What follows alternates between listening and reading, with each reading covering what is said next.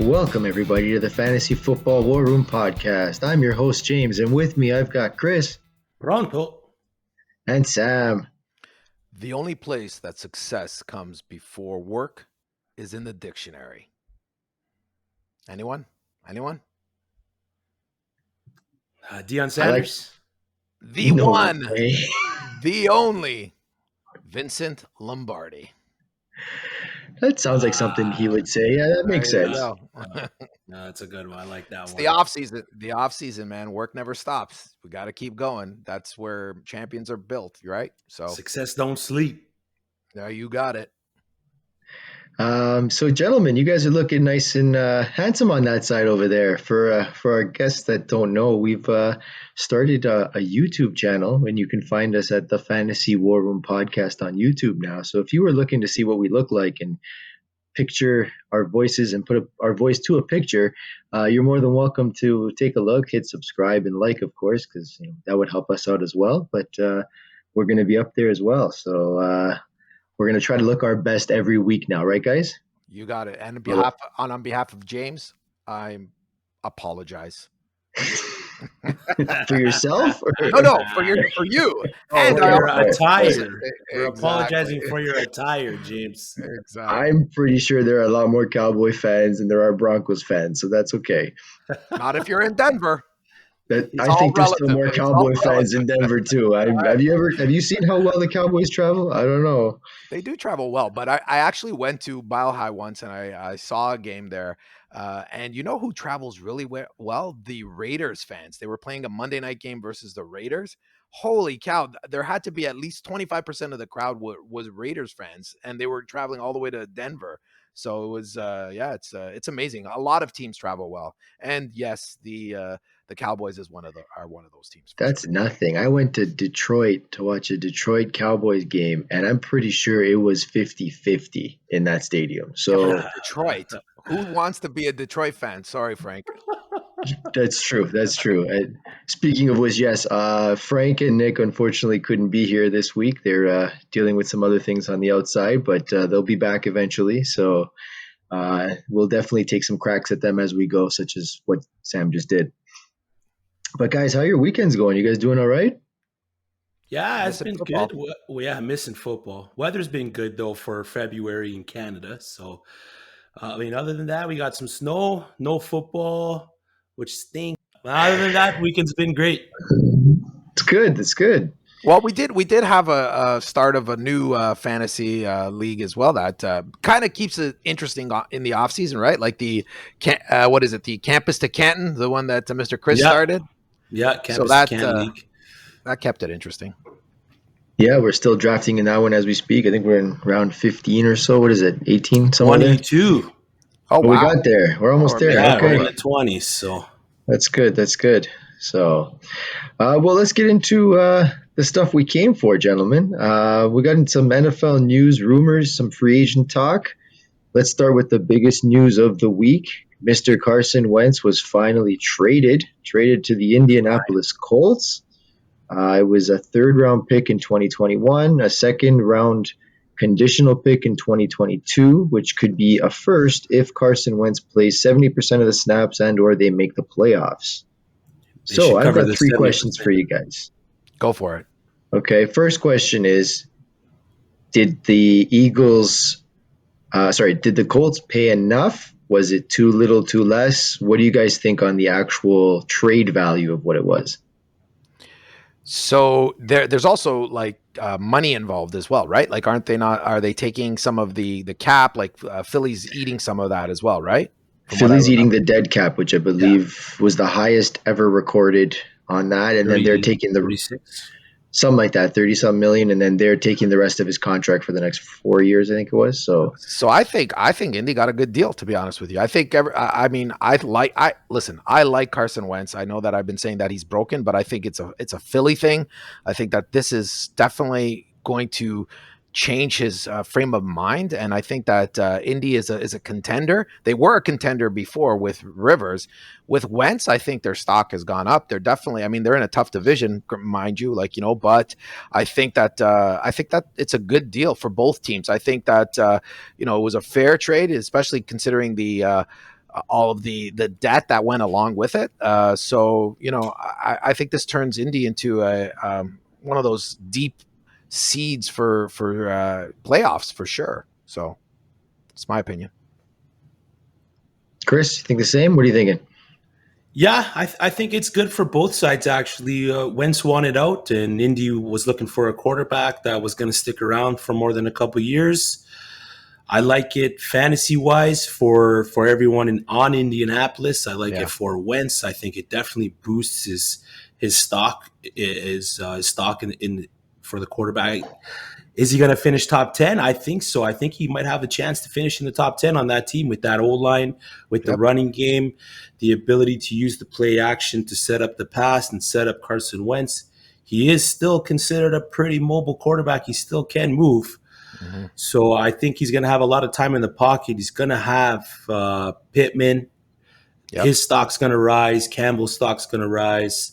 Hopefully they can might bring even in revitalize T.Y. You never know, right? Like it might. But even he's free agent, T.Y. so I don't know if he stays. I don't think he's going to stay. If he does, if he does, I think that it could revitalize him a bit because he was on a bit of a slump last year. I mean, but we'll see. But what does it do for Hurts? Like, what do you think it does for Hurts? That was my next question. So they did come out and say that it's not a guarantee that he's got the job. I think he's going to get it. I think that it should be Hurts' team now, but we'll see. I think that it's definitely his stock has gone up big time. We'll see what they do when they when they come into the draft and stuff, right? But it should be his team. The only thing that worries me about Hurts is the fact that they said we are going to be bringing in other QBs. So does that mean they're bringing in another rookie in the draft? Does that mean they're bringing in a veteran like a Ryan Fitzpatrick just to kind of back him up? And in the event something doesn't happen, he can jump in there. Yeah, we don't know what that means yet. So that's the scary part. I think it's probably the latter, right? I don't know if you want to go, a young QB than a rookie QB. I think that's a big gamble. Like you need somebody to kind of mentor him, give him somebody that he could rely on to help him through some of those tough patches that he's going to get through. Maybe a Fitzpatrick, that wouldn't be a bad ad for them. It all depends on what they feel in him. If they don't think he's the guy, then you get the rookie. If they think he's the guy, then you get the veteran. So we'll find out at the draft for sure. But I know a lot of mocks have had them possibly still taking a quarterback there. So competition is not a bad thing. Look what it did for Aaron Rodgers. Yep. No, you're right. You're right. All right. So in other news, the Philadelphia Eagles, still on them. They released wide receiver Deshaun Jackson afterwards. So he's looking for a new job. I think he's 34 now. Even though he can still fly, but I don't know. He might be on the whims of not finding a new team after this. Free agent wide receiver Marvin Jones says that he wants to sign with a contending championship team, so he'll be looking at those teams before anything else in this free agency. Cornerback Richard Sherman says the 49ers have made it pretty clear that he's not coming back, so he'll hit the free agent market when it opens. He could be a pretty nice piece that'll go to some team depending. And a lot of things I've been hearing because of the fact that the NFL has dropped the salary cap to, I believe, 180 million or whatever it is. A lot of these players are going to be taking a 1-year cheaper discount in order for them to play on a better team. And you could see a few super teams just like Tampa Bay was last year because of the fact that they're waiting for the salary cap to go back up so that they can get paid more. So that's going to be something that's going to change this free agency as it goes. I believe it's a $180 million minimum. I don't think it's a maximum. So teams can spend, right? Yeah, but is it a minimum? Usually there's a cap where you have to stop at the cap, and anything over, then you start getting. There's going to be luxury taxes and penalties and stuff like that. But and a lot of teams don't want to pay that anyways, especially with no fans in the stands or a little bit of that.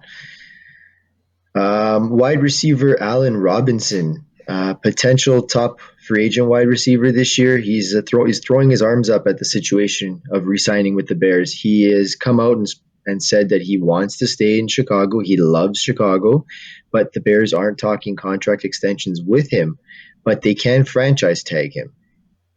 So do you guys think the Bears are going to franchise tag him, or would you rather see him go? That's a tough question. I mean, I don't know. I think they probably will franchise tag him, to be honest. I think that they want to keep him there.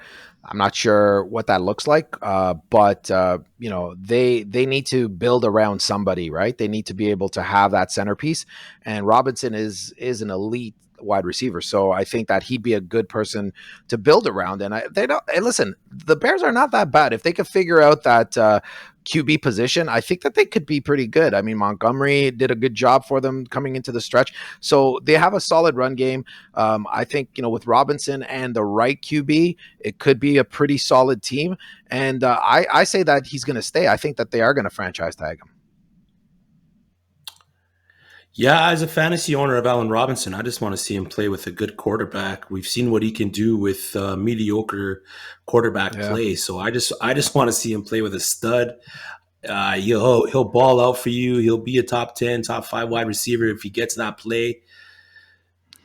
I'd love to see him in Green Bay, but I don't think it's going to happen in Green Bay. But well, you know what? I just don't know what they would do if they don't, right? Like, who else? What are they going to do if they don't? Like, I mean, let's say they got Mooney. They let him walk. Mooney's a good wide receiver. They got Mooney. He got the draft. But he's not at that.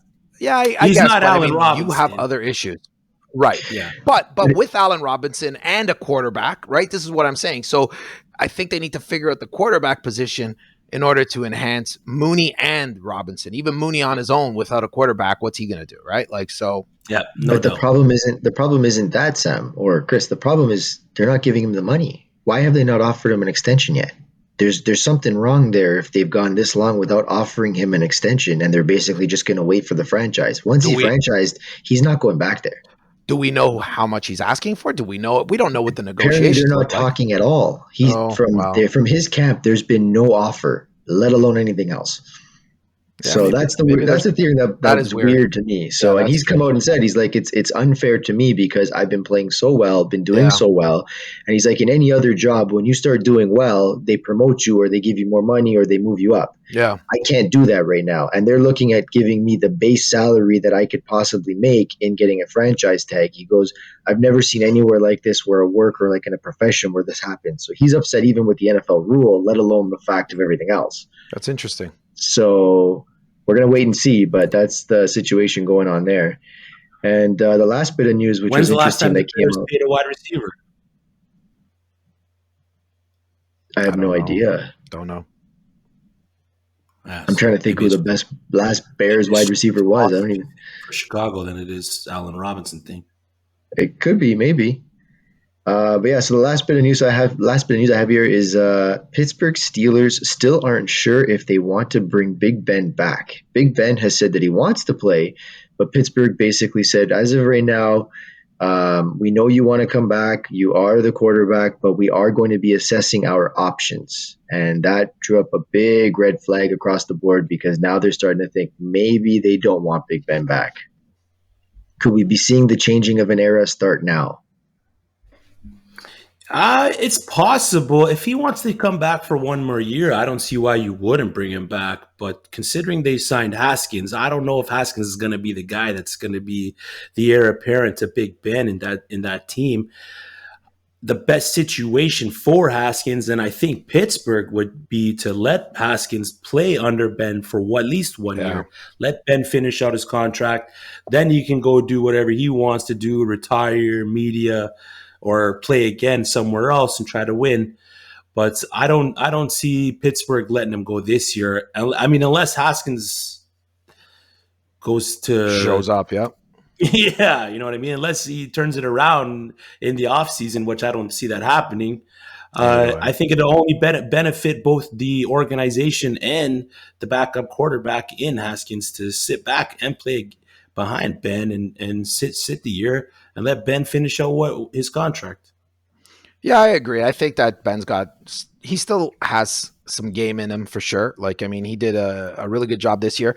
And I agree. I think that without kind of battle testing Haskins on that team, Ben's got a lot of institutional knowledge, and he could definitely mentor. He could. Now, does he want to play that mentor role? I don't know, right?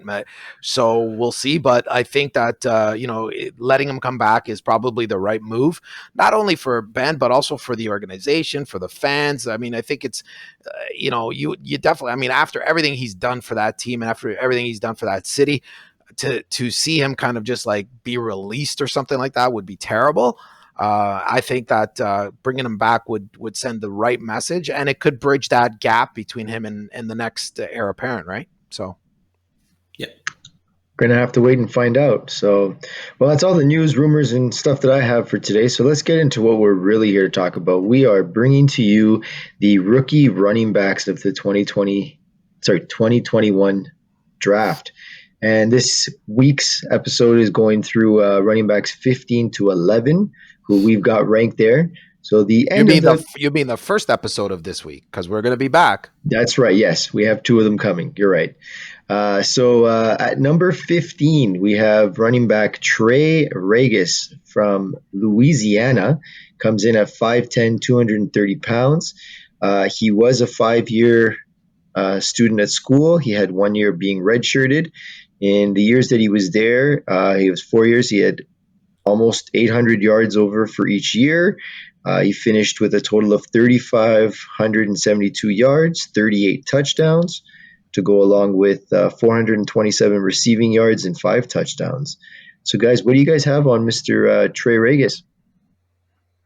The biggest thing that I'm worried about Trey Regis is pretty much his age coming into the NFL. He's one of the older running backs coming in. I never really want to, as a philosophy for myself, I never really want to draft a senior or a too old of a running back coming into the NFL.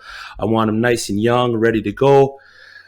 He was a 3-star prospect coming in. Like you said, he averaged about 6 yards per carry, which is great for a running back. He's a good candidate to be the next James Robinson kind of player, undrafted.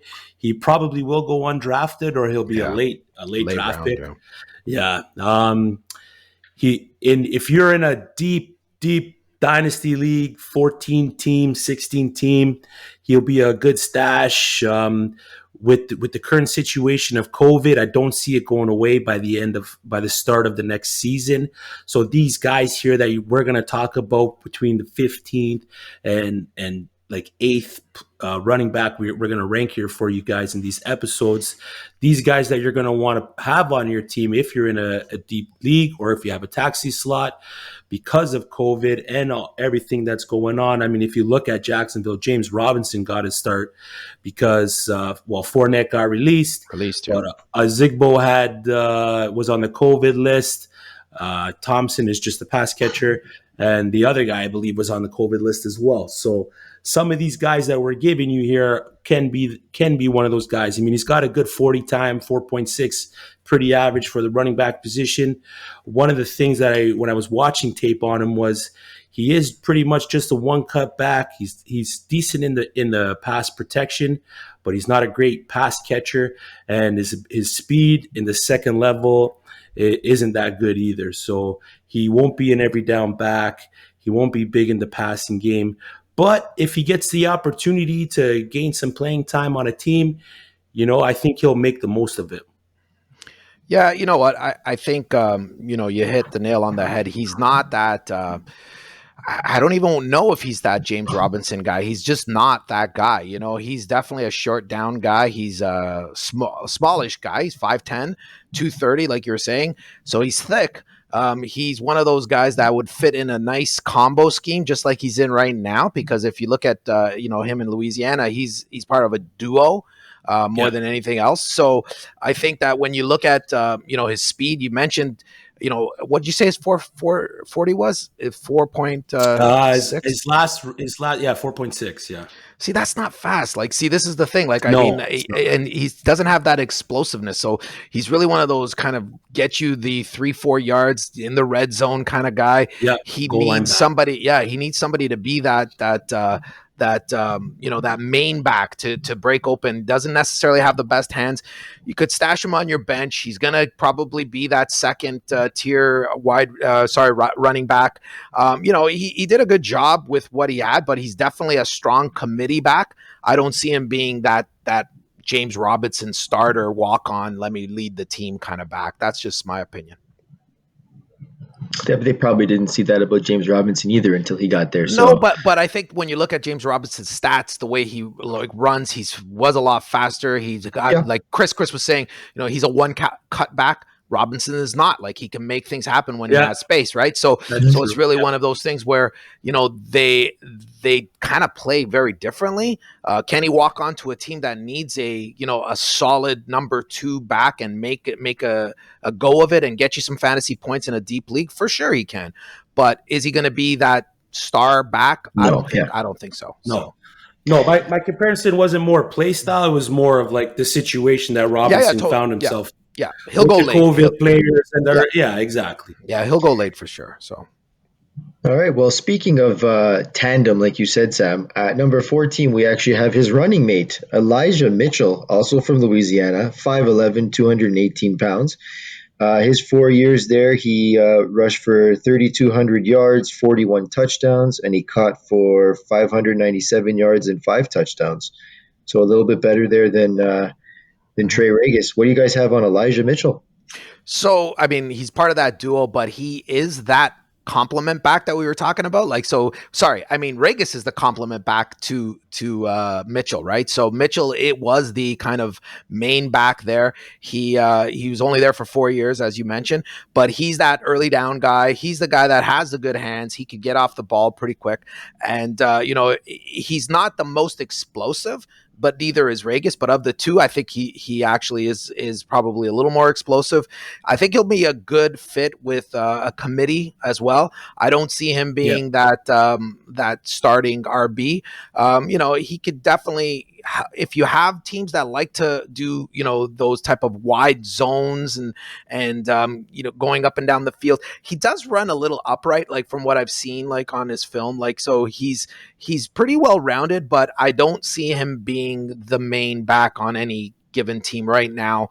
Can he develop into that? Maybe, because he's a smart back. I heard, he's patient, he's got intelligence, like, so he's got good vision. So we'll see. But today he's definitely a RB2, maybe an RB3 in a 3 committee system. But I think that he's probably just a tad better than Regis in terms of outlook, but still in that same ballpark, the two of them. Yeah, I mean, his pass catching skills are a little bit better than Regis. 46 touchdowns. He is a senior again.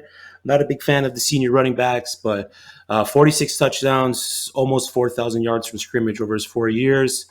He split time with Regis and Calais, who is now in the NFL. Yeah. He's gonna be a late round pick if drafted at all. He's an early down option kind of running back, like you said. He'll thrive in a committee. He fits the inside and wide zone scheme fits. Again, he's just one of those guys that, deep dynasty guys, not guys that you're taking in a redraft league, not guys you're taking on a short bench and stuff like that. But if you got the space for him, if you want to hold him, then he's not a bad hold. He's not a bad grab late in dynasty drafts. No, totally agree. Yeah, so we can't stress that enough. These 15 to probably 8, 9-ish range, these aren't guys you're drafting next year in the first, second, third rounds of your draft and, in a rookie league and or something like that. You're looking at these guys in a deeper stash. When we get to those guys, that'll be our top 6, top 7, and we're going to tell you that, of course, as well. So just keep with us on that. You're not picking them in the 16th round of a startup like Trey McKitty. No. Yeah, that's right. I had to look that one up. That's a little bit of an inside joke here. In our draft that we're doing right now, one of the guys drafted a tight end in the 16th round that he claims another podcast told him to draft, and we were just laughing because we had never even heard of this guy. I had to look him up on Google and figure out who he was, and it was funny. Oh, Jeffrey. Anyways, at number 13, we have Khalil Herbert. He was at Kansas and then transferred to Virginia Tech in the 2020 season. So for his 5 years that he was there, he he finished with an overall of 2,918 yards, 22 touchdowns. He had 297 receiving yards with one touchdown. Gentlemen, what do you guys have on Mr. Herbert? Watching Herbert play, he started in Kansas. Watching him, he looked electric in the beginning. Then he had his breakout campaign at Virginia Tech this past year. 11 games, 165 touches from scrimmage, 1,300 yards, 9 TDs. I have him late in my rankings. I don't see him as a lead back. The guys that I have early in my rankings, I see him as the guys that have the opportunity, if given the chance, will take over as the lead back. I see Khalil as a good, outstanding number 2 in the NFL. He'll be a late round draft pick. He's not a good pass catcher. He's never caught more than 10 passes in any season of his career. So that's something that he's going to have to develop if he wants to have a prominent role in the NFL. You see it on almost all teams now. They love the running backs to be multifaceted. They love them to be able to pass block, run block. Well, not run block because they're the ones running, but pass block, catch passes. They don't want it so other teams see, okay, this guy's in the backfield, they're gonna run. This guy's in the backfield, they're gonna pass. They want to have it as disguise. They don't want you to know what they're gonna do with their plays. So if he wants to succeed in the NFL, he's gonna want to work on these skills to make him that elite back, make him that lead back. Yeah, I mean, listen, I completely agree. I think that he might have the potential to be that back. He's got to work on his hands. He's got to work on his pass catching. You touched on this. He's a small-ish back too, right? Like, so I mean, he's 5'9", 205. So he's got to maybe put on a bit of size.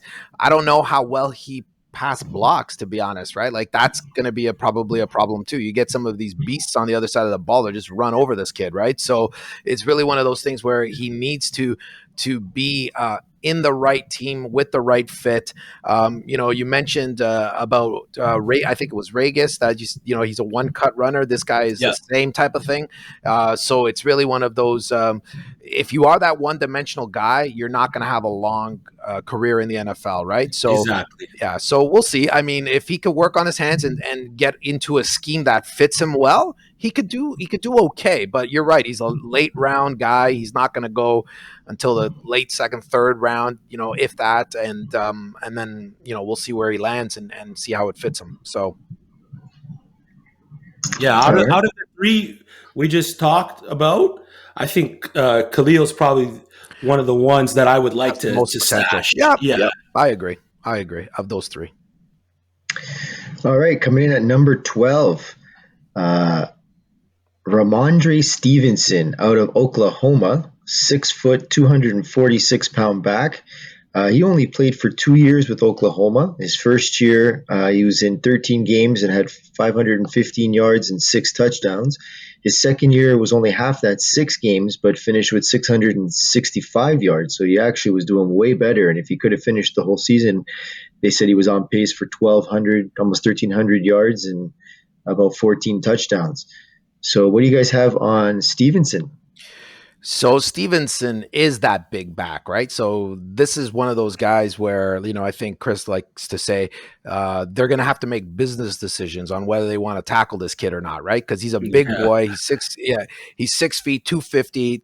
So he is going to run right through you, right? So he's going to be one of those guys that if he gets his game together, he could be a really solid RB2 with an RB1 upside on a committee, right? So it's really one of those things where he can be that downhill rusher that's just going to run right through. So if you're getting a lot of work in the red zone, if you get those red zone plays within the 5-10 yards, this is one of those kids that you want to put the ball in their hands and say, just run through the guy in front of you because he can do it, right? So I think he could have done better. Like, I mean, when you look at his yards per carry, it's 8 per carry on 64 yards. So he he gets the yardage because he could break tackles, he could get through people and get into the secondary, right? And those secondary guys, they're small. They're the ones that are going to really have to make those business decisions. So if he could get past the line, and you're going against a 5'10", 160, 185, cornerback, that's going to be a problem for that cornerback. So I think he's got some upside.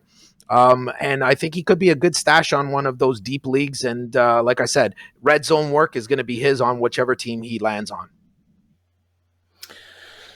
Yeah, I mean, Cheeseburger Ramandre here.